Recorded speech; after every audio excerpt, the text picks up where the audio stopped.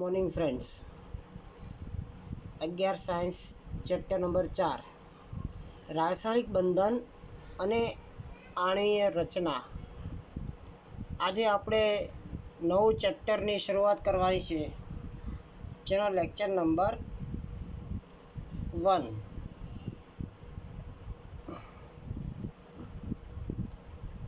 આ ચેપ્ટરની અંદર જે પ્રશ્નો છે એ પેજ નંબર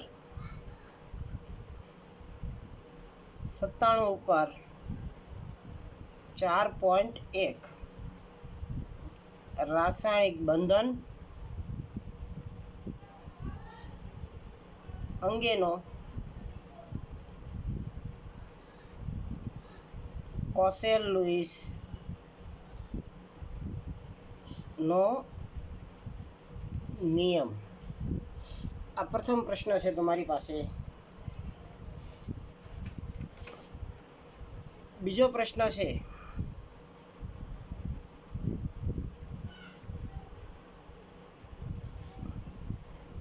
અષ્ટકનો નિયમ.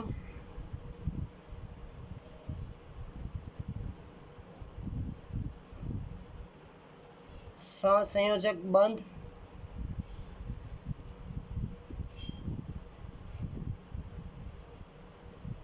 લુઈસ બિંદુ નિરૂપણ.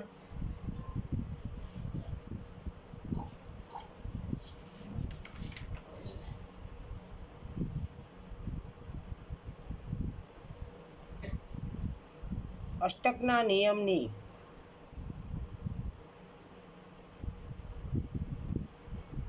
મર્યાદા.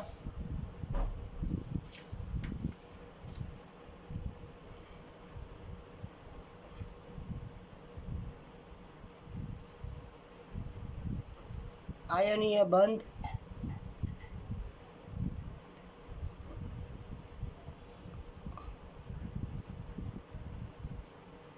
પછી વ્યાખ્યા છે.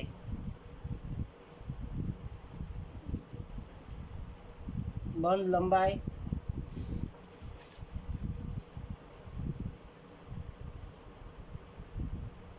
બંધ કોણ.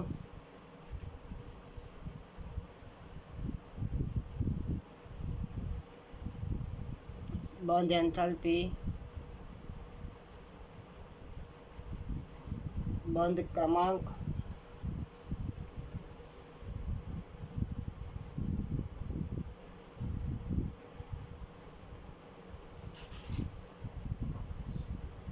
સંસ્પંદન બંધારણ.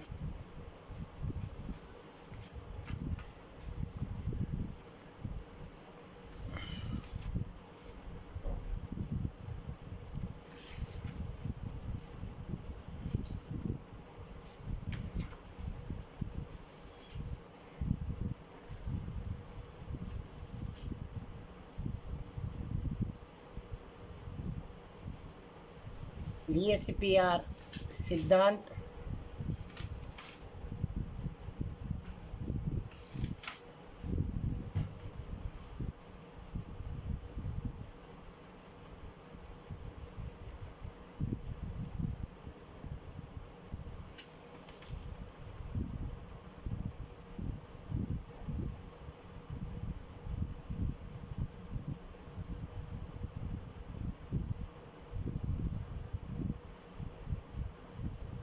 સહસંયોજક બંધનો અભિગમ. સિગ્મા પાય બંધ. સંકરણ.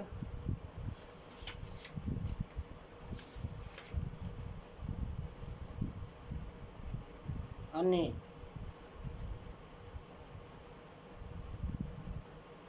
એમઓટી બધા જ.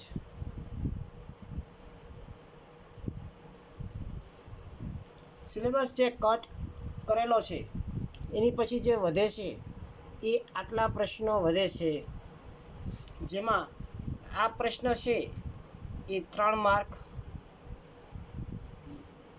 2 માર્ક,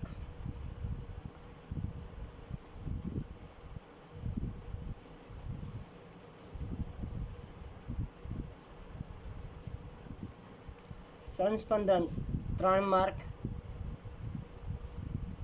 VSCPR સિદ્ધાંત 5 માર્ક,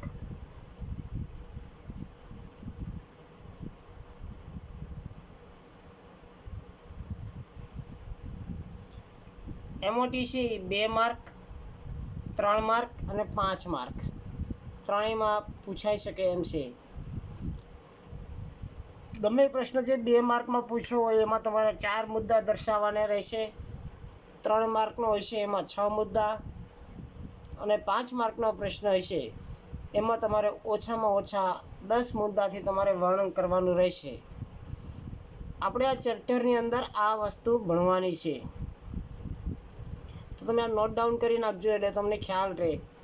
તમારી એક્ઝામની અંદર પણ લગભગ આ જ બધા પ્રશ્નો હોય છે આની અંદરથી જ. હવે અગાઉના લેક્ચરની અંદર મેં જ્યારે તમને ઇલેક્ટ્રોન રચના શીખડાવી હતી ત્યારે મેં 2 રીતે તમને ઇલેક્ટ્રોન રચના બનાવવાની તમને કીધેલી હતી. આધુનિક આવર્ત કોષ્ટકને જો ધ્યાનમાં રાખવામાં આવે તો આધુનિક આવર્ત કોષ્ટક કંઈક આ પ્રકારનું છે.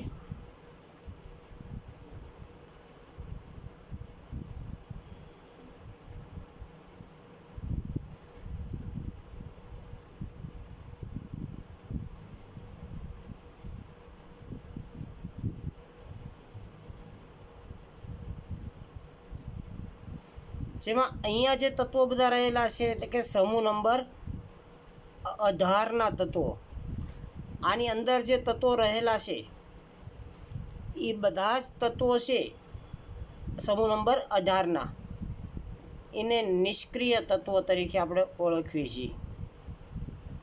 જે નિષ્ક્રિય તત્વોની અંદર helium, neon, argon, krypton, xenon અને રેડોન આ તત્વોનો સમાવેશ થાય છે.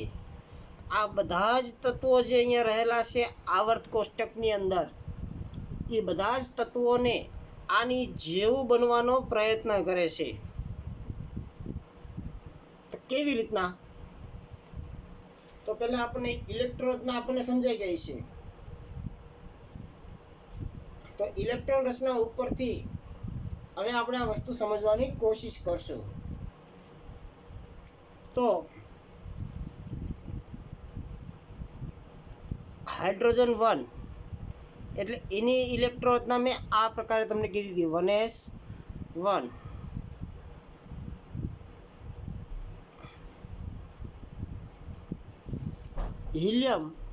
હિલિયમ બરાબર થશે 2s2.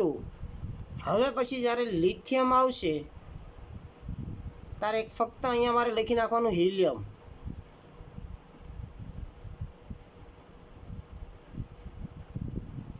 p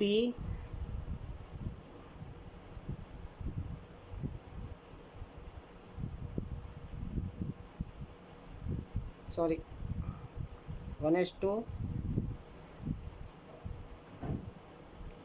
2s1.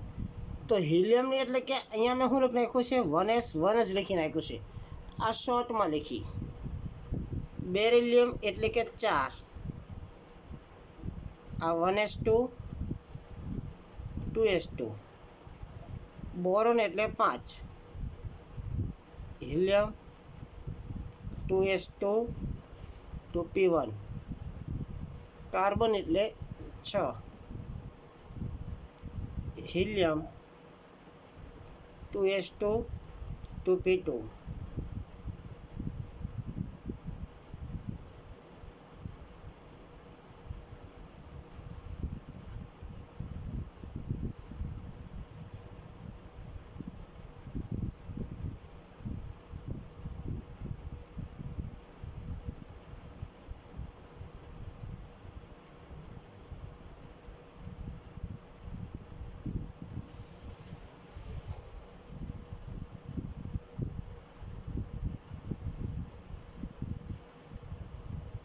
આ 1 થી 10 તત્વોની મેં ઇલેક્ટ્રોન રચના લખી નાખી છે. હવે 11 નંબરનું તત્વ લઉં છું.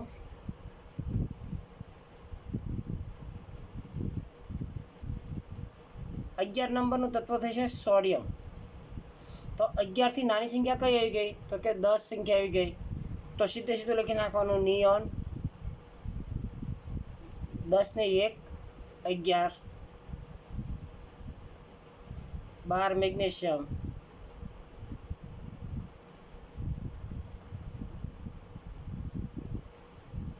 10 10 ને 2 12, 12 ને 1 13, 14.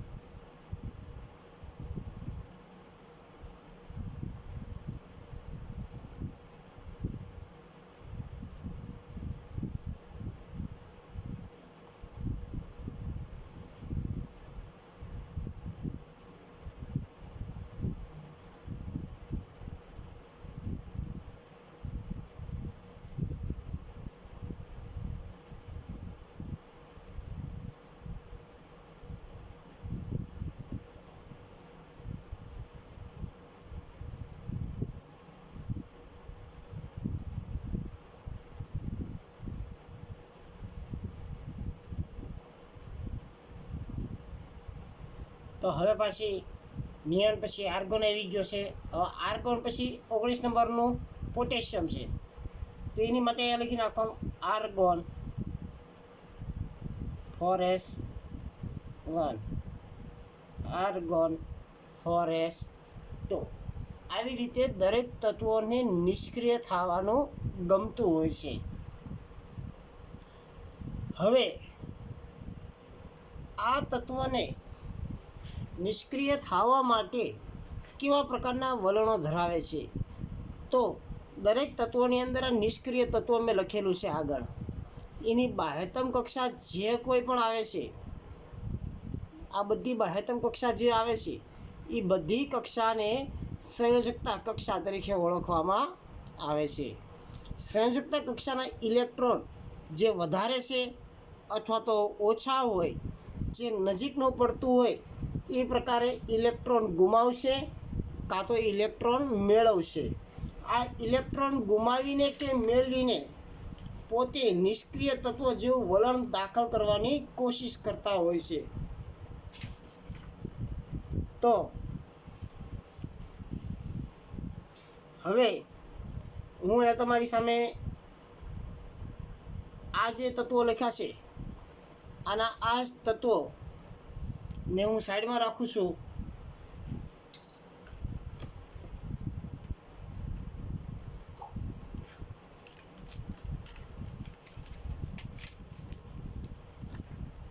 અને અહીંયા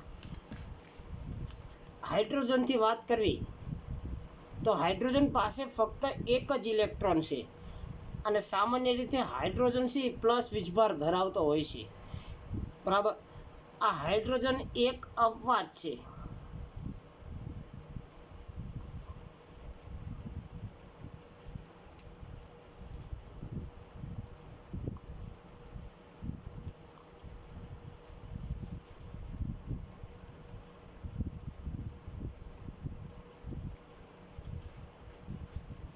જે તત્વ ઇલેક્ટ્રોન ગુમાવે છે એ ધન વીજભારિત બની જાય છે અને જે તત્વ ઇલેક્ટ્રોન મેળવે છે એ હંમેશા ઋણ વીજભારિત થતો હોય છે. તો હાઇડ્રોજન એક અપવાદ છે. અપવાદ એટલા માટે છે કે હાઇડ્રોજન ઇલેક્ટ્રોન મેળવે છે, એક ઇલેક્ટ્રોન મેળવશે અને હિલિયમ જેવી અવસ્થા ધારણ કરે છે, છતાં એ પ્લસ વીજભાર ધરાવે છે. હિલિયમ એકેય પ્રકારના ઇલેક્ટ્રોન મેળવશે નહીં અને ગુમાવશે નહીં, કારણ કે એ છે નિષ્ક્રિય તત્વ છે, એટલે એની પર કોઈ પ્રકારનો વીજભાર આવતો નથી. ત્યાર પછી લિથિયમ. હવે લિથિયમ છે એ કોના જેવું થવાનો પ્રયત્ન કરશે?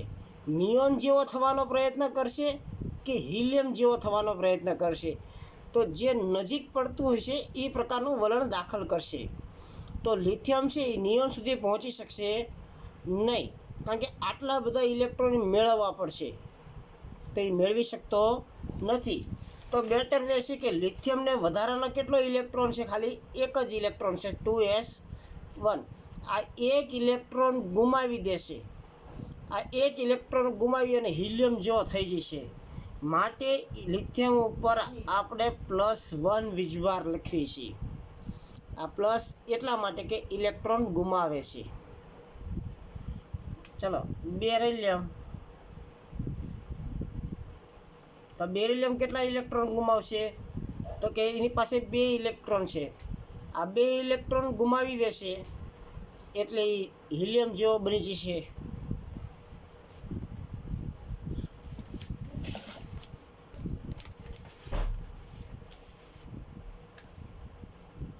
હવે આવે છે બોરોન. બોરોન પાસે 3 ઇલેક્ટ્રોન છે, 2 ને 1, 3. આ 3 ઇલેક્ટ્રોન ગુમાવી અને કોના જેવો થઈ જશે? હિલિયમ જેવો થઈ જશે. એટલા માટે બોરોન ઉપર +3 લખ્યું છે. પછીનું તત્વ આવે છે કાર્બન. હવે કાર્બન છે એનો 6 છે, બાહ્યતમ કક્ષામાં 4 ઇલેક્ટ્રોન છે. જો આ 4 ઇલેક્ટ્રોન ગુમાવી દે તો કાર્બન ઉપર +4 વીજભાર આવશે. આ ઉપરાંત કાર્બન આ બાજુ પણ જઈ શકે છે. જો, કારણ કે 2 2 2 4 ને 2 6, 7 8 9 ને 10, અહીંયા 4 જ થાય છે. જો 4 ઇલેક્ટ્રોન મેળવે છે તો કાર્બન ઉપર -4 વીજભાર આવી શકે છે. બંને પ્રકારના વીજભાર કાર્બન છે એ ધરાવી શકે છે. હવે આવે છે નાઇટ્રોજન. નાઇટ્રોજનની બાહ્યતમ કક્ષામાં 5 ઇલેક્ટ્રોન છે. હવે નાઇટ્રોજન છે એ 5 ઇલેક્ટ્રોન ગુમાવવું છે એને અઘરું પડશે. ઈઝી કયું પડશે? તો કે 3 ઇલેક્ટ્રોન મેળવે એટલા માટે નાઇટ્રોજન ઉપર -3. તો કે 7 છે, 3 મેળવી લે નિયન જેવો થઈ જાય. એટલે 5 ગુમાવવા હેલા પડે કે 3 મેળવવા હરખા પડે?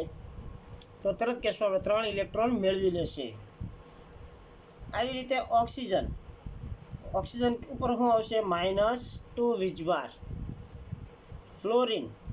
ફ્લોરિન ઉપર -1. નિયોન જે નિષ્ક્રિય છે, એકે પ્રકારના ઇલેક્ટ્રોન મેળવશે નહીં અને ગુમાવશે પણ નહીં. હવે તમને ખ્યાલ આવ્યો હશે કે આ વીજભાર શું કામ આવતો હશે માથે. તો એ આના કારણે સંયોજકતા કક્ષામાં રહેલા ઇલેક્ટ્રોનના કારણે આ પ્રકારની ઘટના બનતી હોય છે. હવે આવી રીતના તમારે હોમવર્કની અંદર કરવાનું છે કે કોણ ઇલેક્ટ્રોન મેળવશે, કોણ ઇલેક્ટ્રોન ગુમાવશે, કોની ઉપર કયા પ્રકારનો વીજભાર આવશે, એ તમારે આવી રીતે નક્કી કરવાનું છે. તો આ એક મુદ્દો તમારો ક્લિયર થઈ ગયો છે. આવી રીતે તમને હવે ખ્યાલ પણ આવી ગયો છે. દરેક તત્વ એ પ્રકારનું વલણ ધરાવે છે. દરેક તત્વ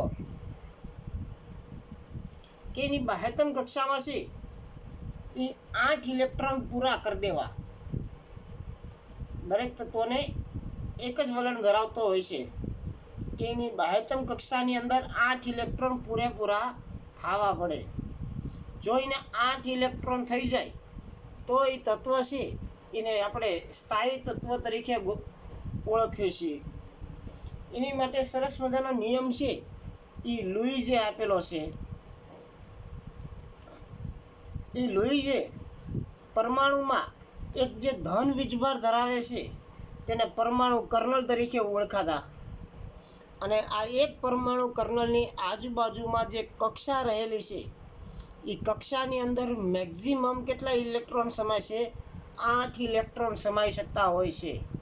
અને એ તત્વ નિષ્ક્રિય વાયુ જેવું બંધારણ છે એ ધારણ કરતા હોય છે. આ નિયમને કોસ્લે લુઈઝના અભિગમ તરીકે એને ઓળખવામાં આવ્યું હતું.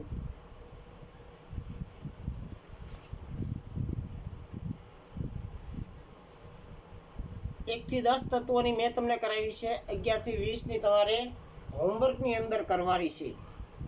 હવે પછી આગળ ફરીથી પાછા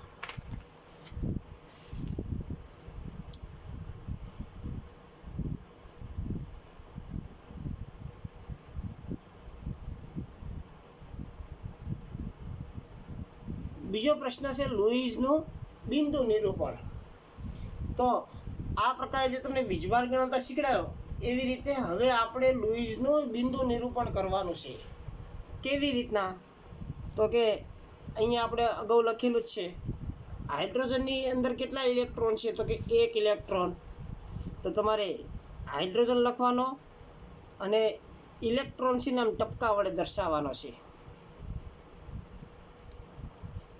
હાલો લિથિયમથી વાત કરવી છે. હવે આપણે લિથિયમની બાહ્યતમ કક્ષામાં કેટલો ઇલેક્ટ્રોન છે? 1 ઇલેક્ટ્રોન રહેલો છે, એટલે માટે એક જ ટપકો એમાં પણ આવશે. ચલો બેરિલિયમમાં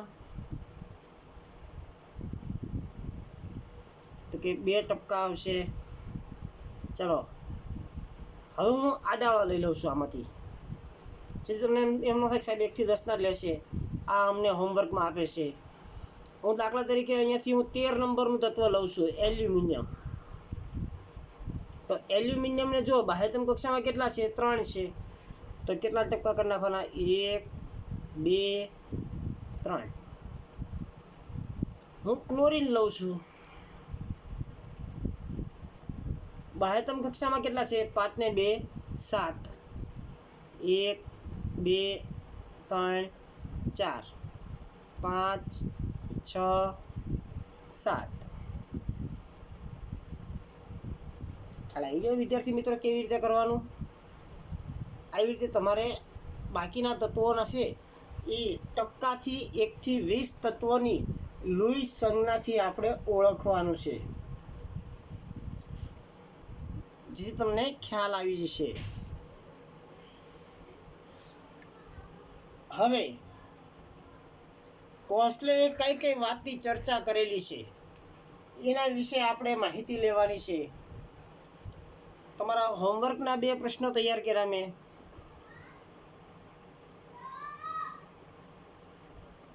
જેમાંનો પહેલો પ્રશ્ન હતો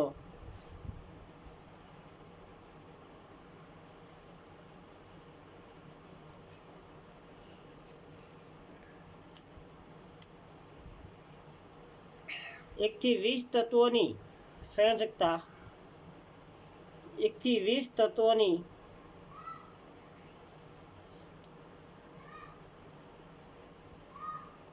લુઈસ સંજ્ઞાથી નિરૂપણ. આ 2 પ્રશ્નો છે તમારા હોમવર્કમાં. આપણે 1 થી 20 તત્વોની સંયોજકતા અને લુઈસ સંજ્ઞાથી નિરૂપણ આપણે જોઈ ગયેલા છીએ. આ 2 પ્રશ્નો તમારે હોમવર્કની અંદર આગળ તમારે વધવાનું છે. આના આધારે જે વિદ્યાર્થીને લખવાનું હોય લખી નાખજો. આ લખેલું હશે ઇલેક્ટ્રોન રચના, તો તમને આરામથી ખ્યાલ આવી જશે.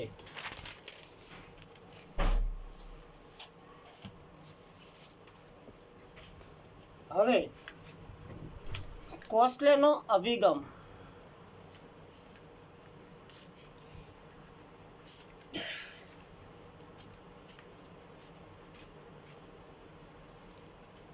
આધુનિક આવર્તકોષ ચેપ્ટર નંબર 3 માં આવે છે ભણવાનું, જે આપણે અત્યારે સ્કીપ રાખેલું છે. આધુનિક આવર્ત કોષ્ટકમાં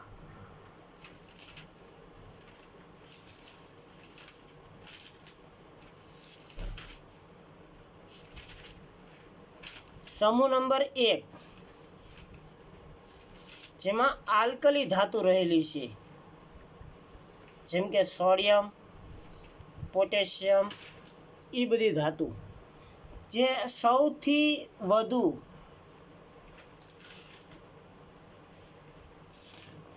વિદ્યુતના ધનમય તત્વો છે.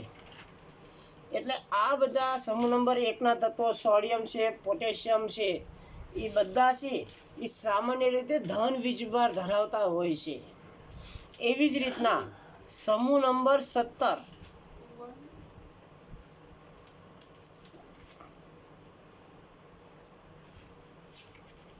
જે હેલોજન છે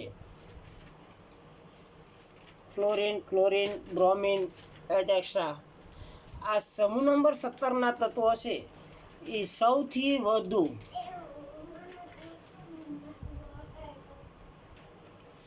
વધુ વિદ્યુતના ઋણમય તત્વો છે. એટલે સૌથી વધારે ઋણ વીજભાર છે એ સમૂહ નંબર 17 ધરાવે છે. હવે સમૂહ નંબર 1 છે એ ધન વીજભાર ધરાવે છે. સમૂહ નંબર 17 છે જે ઋણ વીજભાર ધરાવે છે. આ ધન વીજભાર ધરાવે છે એનો મતલબ એમ કરી શકાય કે એ ઇલેક્ટ્રોન ગુમાવે છે. જો ઇલેક્ટ્રોન ગુમાવી શકતા હોય તો જ એના ઉપર ધન વીજભાર આવવાનો છે. એવી રીતે સમૂહ નંબર 17 એ શું કરશે? ઇલેક્ટ્રોન મેળવશે. તો એનો મતલબ એવો થઈ ગયો કે આ જે ઇલેક્ટ્રોન ગુમાવે છે એ ઇલેક્ટ્રોન કોણ મેળવતો હોય છે? સમૂહ નંબર 17. માટે બંને વચ્ચે બંધ બનતો હોય છે અને આ બંને ઇલેક્ટ્રોન ગુમાવીને કે મેળવીને એ પોતાનું શું પૂરું કરે છે? અષ્ટક પૂરું કરતા હોય છે. અષ્ટક એટલે કે બાહ્યતમ કક્ષાની અંદર 8 ઇલેક્ટ્રોન પૂરા કરતા હોય છે. જેમાં હાઇડ્રોજન ને હિલિયમ છે એ અપવાદ છે કારણ કે એની અંદર 8 ઇલેક્ટ્રોન થઈ શકવાના નથી. માટે એને આપણે અત્યારે ગણશું નહીં. ટૂંકમાં બાહ્યતમ કક્ષાની અંદર NH2 અને NP6 એટલે કે 6 અને 2 કુલ કેટલા ઇલેક્ટ્રોન થશે? 8 ઇલેક્ટ્રોન. અને 8 ઇલેક્ટ્રોન મેળવી અને એ પોતાનું અષ્ટક પૂરું કરતા હોય છે.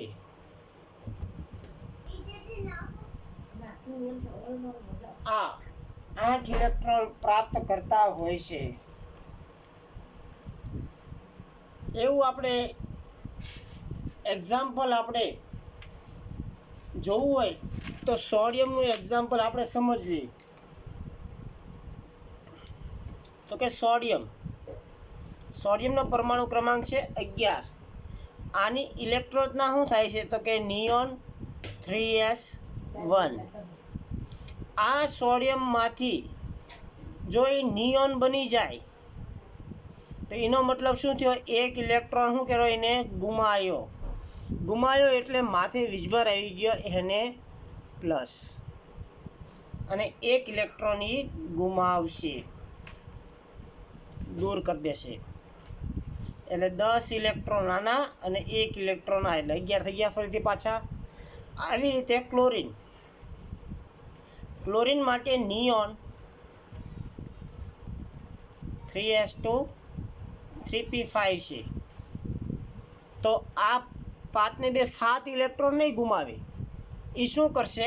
આ જે એક ઇલેક્ટ્રોન ગુમાવ્યો હતો એ આ મેળવશે અને રૂપાંતર થઈ ગયો Cl. અહીંયા બંધારણ થઈ જશે કોના જેવું? તો કે આર્ગોન જેવું બંધારણ થઈ જશે. હવે આ બંને તત્વો નિષ્ક્રિય થઈ ગયા. આની બાહ્યતમ કક્ષામાં 8 ઇલેક્ટ્રોન થઈ ગયા. 5 ને 2 7, 7 ને 1 ઇલેક્ટ્રોન મેળવી લીધો એટલે 8. એવી રીતે આની બાહ્યતમ કક્ષામાં 8 જ થાય છે કારણ કે આપણને ખબર છે હિલિયમ 2s2 2p6 3s1 આ એક ગુમાવી દીધો એટલે 6 ને 2 8. હવે શું થશે? તો કે Na પ્લસ અને Cl માઇનસ આ બંને જોડાઈને NaCl માં રૂપાંતર થતા હોય છે. ચાલો વિદ્યાર્થી મિત્રો, CaF2 તમારે હોમવર્કમાં કરવાનો છે. ફ્લોરિન તમારે 2 વખત લેવા પડશે. એવી રીતના આમાં કેટલા ઇલેક્ટ્રોન મેળવશે એ તમારે જોવાનું છે. આમાં 2 ઇલેક્ટ્રોન ફ્લોરિન મેળવશે અને 2 ઇલેક્ટ્રોન ગુમાવશે. એટલે તમારે આવી રીતે કરવાની Ca પછી F. અહીંયાથી 2 ઇલેક્ટ્રોન મુક્ત થશે. એમાંથી 1 ઇલેક્ટ્રોન તમારે આને આપવાનો રહેશે, 1 ઇલેક્ટ્રોન આને આપવાનો રહેશે. આવી રીતે તમારે હોમવર્કની અંદર થોડા સ્ટ્રક્ચર તમને બનાવવા આપું છું જે તમારે કરવાના છે.